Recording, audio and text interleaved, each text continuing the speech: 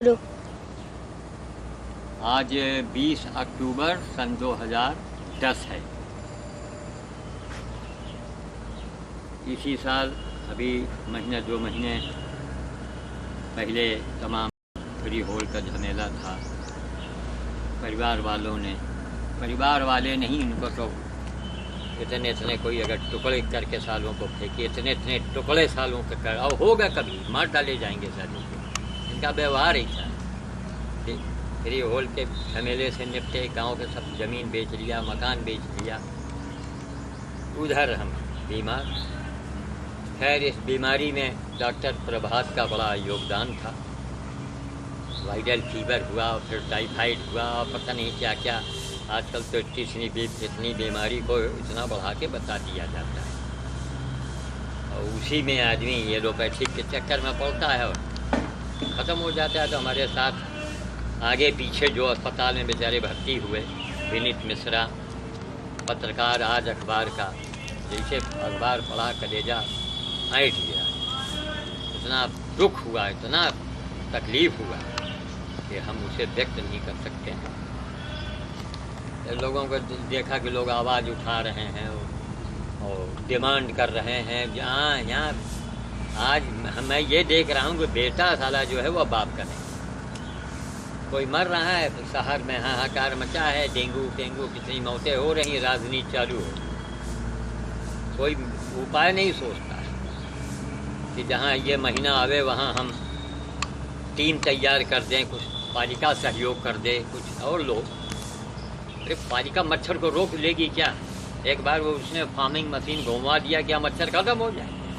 सिर्फ एक जहालत और बेवकूफ़ी की बात। ये चाहिए नगर पालिका को कि भैया तुम्हारे ऊपर कोई आरोप न लगे। लाखों करोड़ों रुपए आपको टैक्स मिल रहे हैं, तो आप एक टीम तैयार कीजिए, नेचुरोपैथ और होम्योपैथ।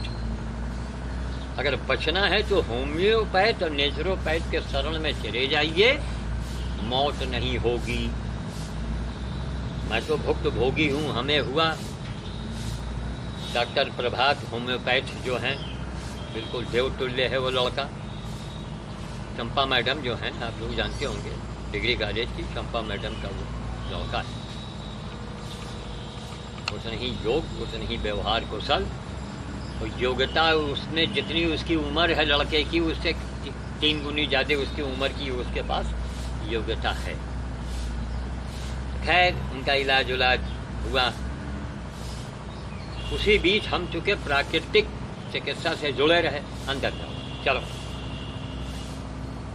प्राकृतिक चिकित्सा से जुड़े रहे, तो हमने तुरंत क्या किया कि एनीमा जो गुनगुने पानी को एक पाइप के जरिए टट्टी के रास्ते, अरे भैया आगे जाओ, चल ला रहा खोपड़ी पर। यहाँ कोई जरूरी बात हो रही है, आगे चिल्लाओ जाके। यहाँ है रास्ता सालिन का कहाँ खुलेगा? क्या कबाड़ी कबाड़ी कबाड़ी सारा दिन वहीं दे।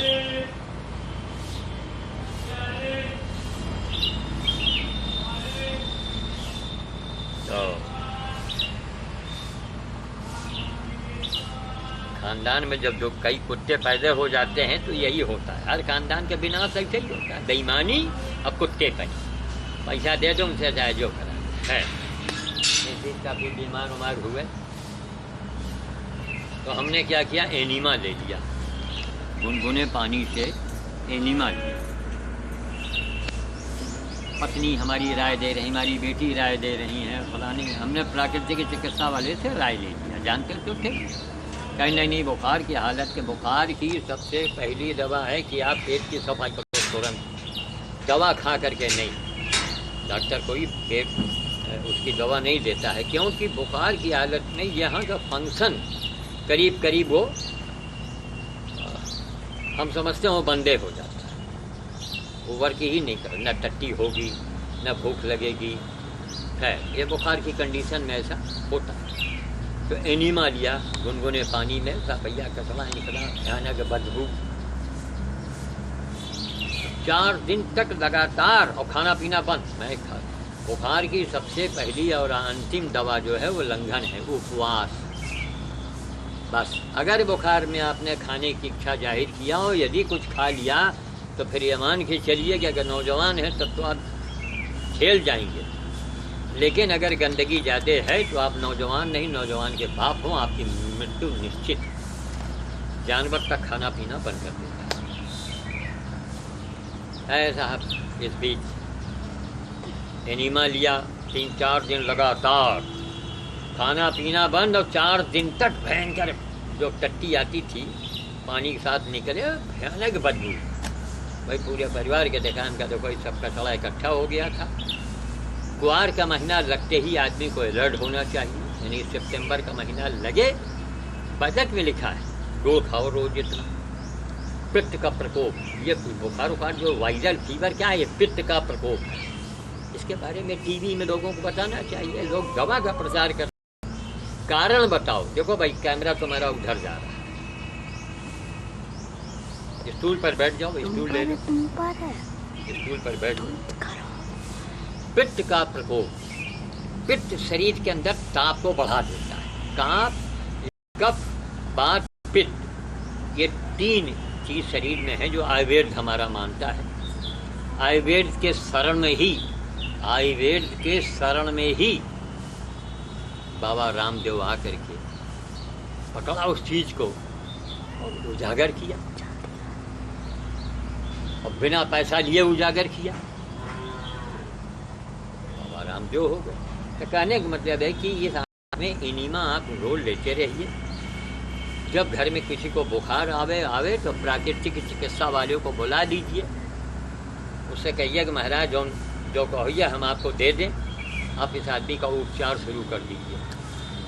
तो कैमरा फिर यूँ हो गया, यूँ उपचार कर दीजिए, तो प्राकृतिक चिकित्सा वाले उसका बढ़िया उपचार करेंगे बिना किसी दवा के, बिना उसके। अगर बहुत आवश्यकता हो तो होम्योपैथिक में आप चले जाइए, होम्योपैथिक की दवाइयाँ नुकसान नहीं करती, वो आपका नहीं कल्याण करेंगे तो आपका अहित नहीं होने देंगे।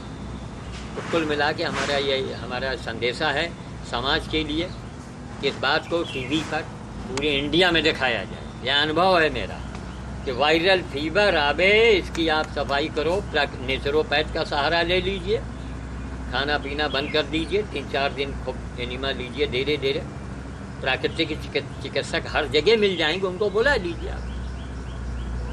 वो अगर वो सलाह दें तो कुंजर भी कर दीजिए। कुंजर माने गुनगुना पानी पी के 3-4 गिलास नमक मिला के पीजिए, ऐसे ऐसे कीजिए, उल्टी सब इत्त बात। जहाँ वो हालिंग हो गई तहाँ आपका बुखार उखार 2 दिन में गायब। तो हम 3 दिन बुखार में रहे, तीसरे दिन साहब हमारा वायरल फीवर गायब, तो फिर कैमरा टेढ़ा हो रहा। तो ये हमारे डॉक्टर साहब जो हैं आपके प्रभात, वो गाड़ी से आए, उनको सुन के ताजुब हुआ, उनको विश्वास ही नहीं हुआ कि हमको बुखार नहीं।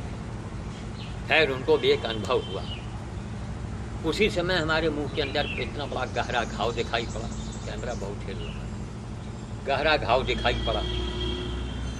तो घाव दिखाई पड़ा तो डॉक्टर साहब भी बड़े आश्चर्यचकित हुए, बड़े दुखी हुए कि साहब ये तो हमारा डॉक्टर साहब यौगिक क्रिया के द्वारा मैं 24 घंटे में इसे ठीक करूँगा। और एक यौगिक क्रिया मैंने की, 24 घंटे के अंदर वो गहरा घाव जो डॉक्टर प्रभात गवाह हैं और हमारी बेटी गवाह है, यहाँ पर था अंदर गाल के अंदर, वो 24 घंटे में गायब किया।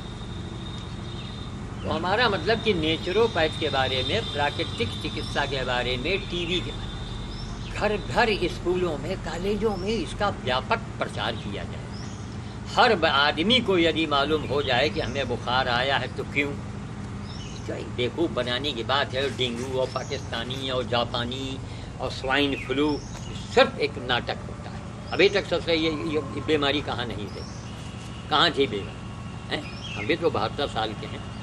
तो कहने का मतलब कि जब हम थोड़े जल्दी से जल्दी ठीक हो गए तो नेवली क्रिया, जब बाबा रामदेव इतने बड़े रहे होंगे, उस समय नेवली क्रिया मैं किया करता था, स्कूलों में जाके दिखाता था, फ्री ऑफ कास्ट, कोई पैसा नहीं लेते रहे।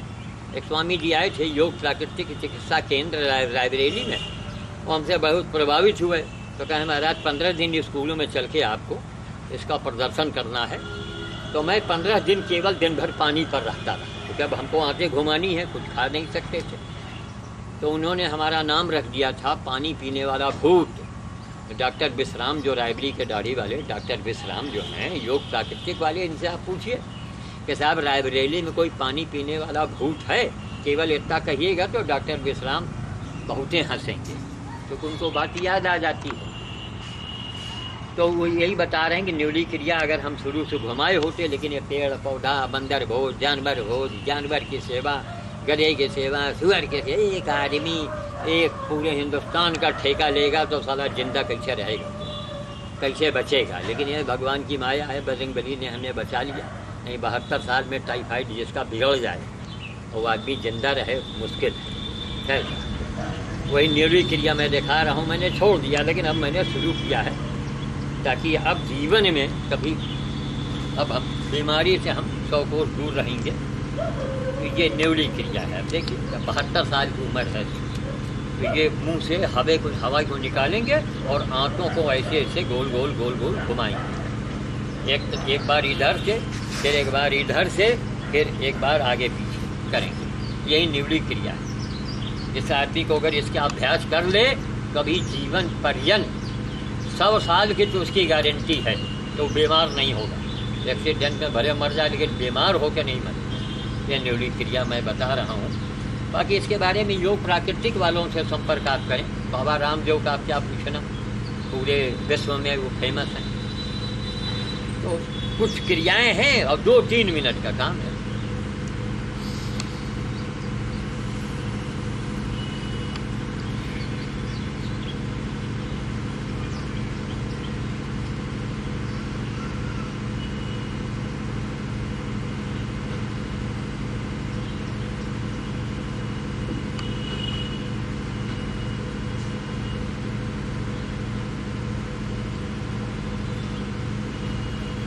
लाइट पड़ रही थी इसको, दिख रहा?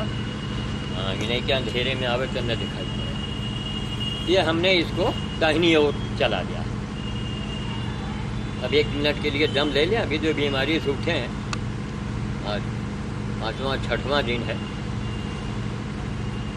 1 हफ्ते जो आदमी खाना नहीं खाएगा 72 साल की उम्र में, उसकी हालत क्या होगी। 1 हफ्ते हमने भोजन नहीं, कोई खाया ही नहीं, केवल पानी पानी और यही रस उस लेते रहे और मौसमी।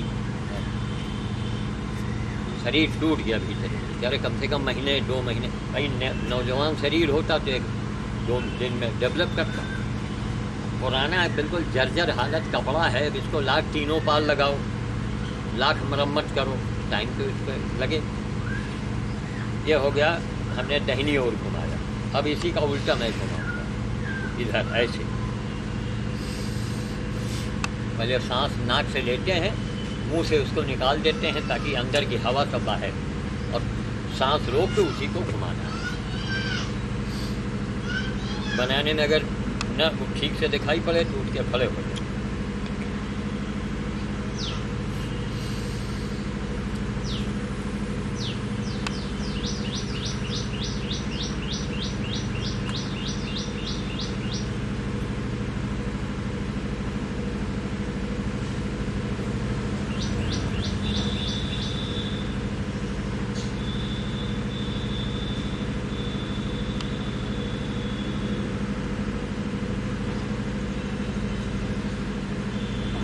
ये दाएं हो गया।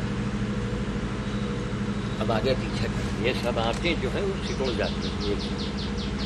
तो आंतों को, जो बाबा रामदेव के यही कहा कि आंतों को अगर हिलाने डोलाने से जो अंदर ये सब मल इकट्ठा होते हैं आपकी, जो दिन भर आप ये खा लो ये खा लो ये खा लो, तो खाना ही लोगों के दिमाग में भरा है। जैसे आचार्य बालकृष्ण महाराज कहते हैं कि आपने बड़े खुश होते हैं मैंने इतना खा लिया। अरे आप उसको पचा पाए कि नहीं, हजम कर पाए कि नहीं। अच्छा टट्टी हो गई तो लोग समझते हैं कि हजम नहीं हुआ ना। कब्ज होना भी साबित करता है कि वो परिपक्व नहीं हुआ, हजम नहीं हुआ। कब्ज पेट में यानी टट्टी का साफ न होना, बस ये मान के चलिए कि 2-3 साल के अंदर कोई ना कोई बीमारी आपको आगोश में लेने वाली है। किसी को और जल्दी ले लेती है। अब उसको हम आगे पीछे वाला करेंगे, फिर उद्यान बंद क्रिया करेंगे, फिर उसके बाद समाप्त कर देंगे।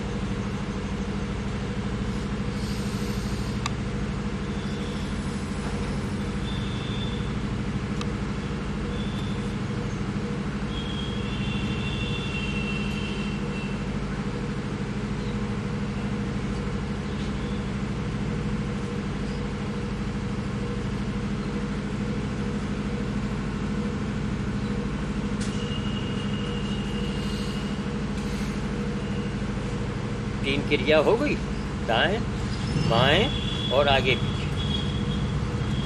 अभ्यास से होता है।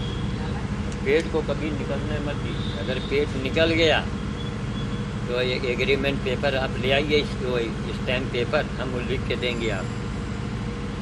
हम लिख के देंगे, क्योंकि योग प्राकृतिक से जुड़े थे। बताया नहीं कि बाबा रामदेव इतने बड़े रहे, ये न्यूली क्रिया में उस समय घुमाया करता था, क्योंकि पूरे हिंदुस्तान का ठेका ले लिया, पर्यावरण का, जानवर का, गधे का, कुत्ते का।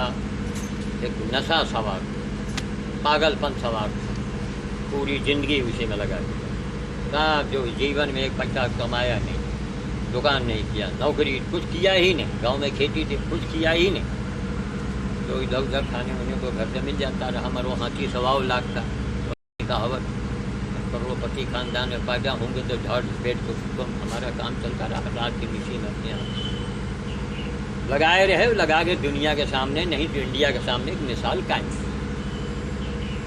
इसीलिए लोगों को चैलेंज करते हैं कि हे भैया, हे बड़े बड़े धर्माचार्य, बड़े बड़े विद्वानों, बड़े बड़े परमहंसों, कृपया मुझे ज़रा धर्म की परिभाषा सिखा दो, हमें धर्म सिखा दो बस। हमें नहीं अगर सिखा पा रहे हो तो फिर हमसे सीख लो, 2 में से एक करो, या तो दिन का हो या रात का। तो गाभिन बात नहीं, गोल बात नहीं, किंतु परंतु नहीं, सीखो। यहाँ अनुभव है, जीवन भर का अनुभव है। हर अच्छी चीज़ को मैंने पकड़ा, इसीलिए हम धर्म के निचोड़ में आए। किसी मजहब में, किसी धर्म में आप चले जाइए, सिर्फ एक उसका निचोड़ क्या है? सेवा, खिदमत, सेवा, हमदर्दी, परोपकार, पर उपकार, सारे धर्म का निचोड़। ठीक है, आगे पीछे वाला हमने दिखाया। अब उद्यान बंद दिखाएं। इस क्रिया को लोग बताते हैं कि इसको वो करके, और ये हनुमान जी उड़ा करते थे, उद्यान बंद। लेकिन अब आज के कलयुग में हमारे जैसे 365 मर जाएंगे। बाबा राम जो इतने बड़े योगी हैं, लेकिन वो भी उद्यान बंद लगा के उड़ना चाहे तो नहीं उड़ सकते हैं। ये कलयुग का फर्क है। लेकिन बाबा राम जो तो पूरे विश्व के लिए वो भगवान है, दुनिया के। बाबा रामदेव के जो शरण में चला जाए, भला बीमार पड़, जो बीमार हुए यही सेवा के पर ये भी कर रहे हैं, तो हमको लोग मना करते रहे।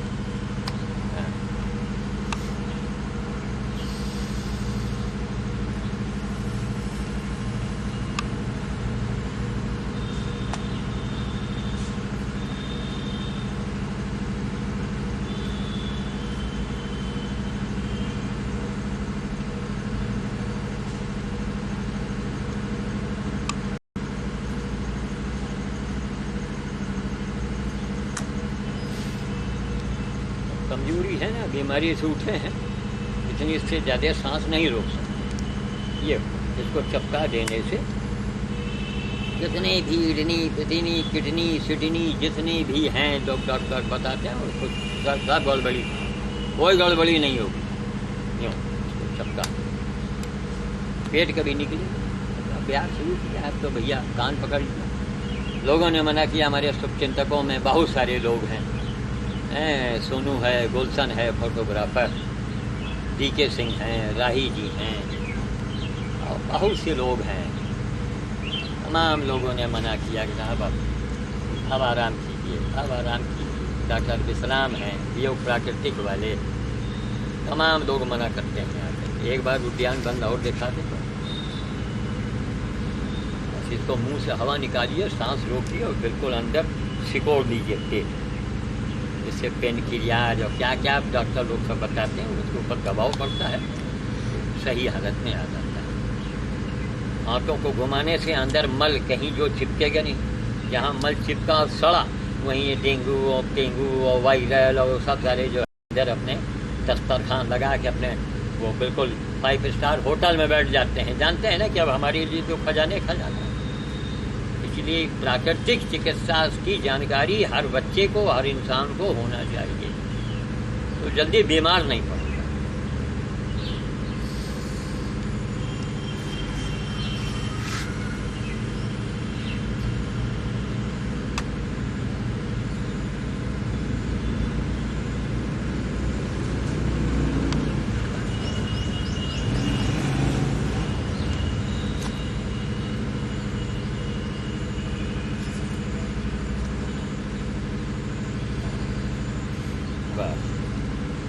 धन्यवाद। एक हमने एक जनरल नॉलेज के लिए आपको बता दिया, आप इसको जानकारी में रखें। क्यों बीमार हो के आप पूरे घर को परेशान करते हैं, मौत के मुंह में समा जाते हैं इस जबान के पीछे। अरे बंदरों के बीच में मैं जा कर के मैंने बंदरों से ही दी, अगर मैं उनको न दूं तो पेड़ की पत्ती खा के रहते हैं, न कभी बीमार पड़ते हैं, न बंदरों को वायरल होता है, न उनको जापानी बुखार होता है, स्वाइन फ्लू उनको नहीं होता। और सुअरों के बीच में ही बंदर रहते हैं। गवर्नमेंट कॉलोनी के पीछे आप देखा कि वहाँ सुअरों का अड्डा है, तो वहीं बंदर भी है, उनको कहीं नहीं हो। इनकी जबान को कंट्रोल में रखिए खान पान से, और बाज़ार की चीज़ों को ज़रा बहुत सोच समझ के खाएं। बस खान पान को आप कंट्रोल रखेंगे और ये नातों वाली क्रिया को कर लें। अगर नहीं बनता है तो डॉक्टर विश्राम से पूछिएगा, वो आपको और भी इसका कोई आसान तरीका बताएगा। हाथों की क्रिया आप जरूर कर लिया करें। और बाबा राम जो बताते हैं वो ये प्राणायाम, अनुलोम विलोम, भस्त्रिका जो है 10-15 मिनट करने में क्या जाता है, वो भी शुरू करें। अब क्या है, सुबह उठे जाओ बंदर वोट करो, देर हो जाएगी बंदर मिलेगा नहीं। वहाँ से लौट के आओ, हजारों पेड़ पौधे लगे, इनको देखो। जिस घर में रहो कहीं जानवर है, कहीं दाना है, कहीं चूनी है, कहीं पौधा, कहीं बिजली के बिल जमा करो, कहीं वहाँ जाओ, कहीं यहाँ करो। और ऊपर से सब ये साले आजकल के दुश्मन कुत्ते, वो 24 घंटे उनके दिमाग में होता है कि अगले को नुकसान करो। अब उनको मैं समझाता हूँ कि देखो भैया, हनुमान जी की इतनी मैं भक्ति कर चुका हूँ कि जो भी व्यक्ति हमारा हित चाहेगा वो 3 दिन, 3 हफ्ते, 3 महीने, 3 साल के अंदर और मौत के आगोश में पहुंच जाएगा। भले बच जाए लेकिन वो मृत्यु के करीब पहुंच जाएगा। हम नहीं कि हमारे में कोई खूबी, हमारे कार्यों में खूबी है। मैंने जीवन लगा दिया है, मैंने तपस्या किया है। और लोगों से यही कहता है भैया, लूटना है, बेईमानी करना है, किसी अमीर आदमी को लूट लो जा करके। ज़्यादा पैसे की भूख हो तो फिर नेपाल से गांजा उंजा लाओ, सब धंधा पानी करो। हैं लूटने के लिए एक कहावत है कि क्या चोरी ही करना था तो आपको कोतवाली का ही घर मिला था। एक कहावत है हंसी मजाक में कि आपको अगर चोरी करने की आदत पड़ गई है तो आपको क्या कोतवाल का ही घर मिला था चोरी करने के लिए? गए, पकड़ लिए गए, मार दिए गए। इसलिए साधु संतों को, जो कर्मयोगी साधु है, उससे मत टकराओ, उसका कभी अहित मत सोचो, वरन तुम्हारा हित हो जाएगा। अब हुआ है हमारे साथ खानदान में, जिन जिन लोगों ने जो किया है सब सामने आ गया। तो भी जब देखेंगे साले तुम्हारी मौत हो गई, तुम्हारे बच्चे रो रहे हैं, बिलख रहे हैं, तो भी तो हमको दुख होगा। तो क्यों कमीनों इस साधु को का नुकसान पहुंचा रहे हो? अब चूँकि हम कैमरे के आगे बोलेंगे बड़ी बदनामी हो जाएगी। एक जान खोलो तो लाज, वो ख़ानदान की बदनामी होगी। इतने बड़े कुत्ते, इतने बड़े सारे कुत्ते मेरे ख़ानदान में पैदा हो गया, मारा सा भाग लगा दिया, गांव की ज़मीन बेच दिया, गांव के खेत, मकान, यहाँ हुआ, पीछे की ज़मीन सब बेच के स्वाहा कर दिया, बंद कर।